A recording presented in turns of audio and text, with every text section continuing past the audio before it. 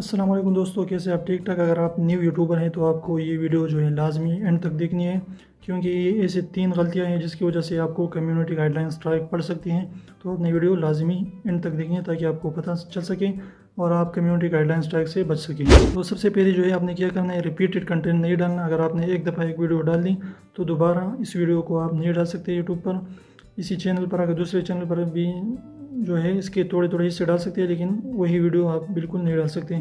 तो आपने repeated content से जो है अपने आप को बचाना है।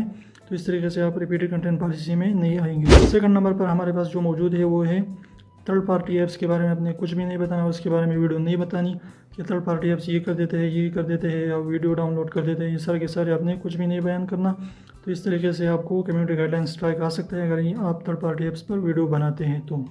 3 नंबर पर आपने हैकिंग, पासिंग, इस तरह की कोई भी चीज़ जो है इस तरह की वीडियोस नहीं बतानी और ना इसी तरीके की वीडियोस बनानी है। इस तरीके से आपको कम्युनिटी गाइडलाइन स्ट्राइक आ सकता है और आपका चैनल टर्मिनेट हो सकता है। तो इसलिए इस तरीके की वीडियो से अपने आप को बचाएं और अच्छी अच्छी अखलाकी और एजुकेशनल वीडियो बनाएं और लोगों को एजुकेट करें और रेगुलेटरी के साथ, यानी 1 या 2 वीडियोज़ रोज़ाना अपलोड करते रहें और कंसिस्टेंसी के साथ। और इसके साथ जो है आपने हफ्ते भर के लिए जो है गायब नहीं होना, रोज़ाना 1 वीडियो या 2 वीडियो अपलोड करते रहना है और इसके साथ अपनी वीडियो की क्वालिटी भी थोड़ी थोड़ी अच्छी करते जाना है। तो आप बहुत जल्द इंशाल्लाह कामयाब हो जाएंगे।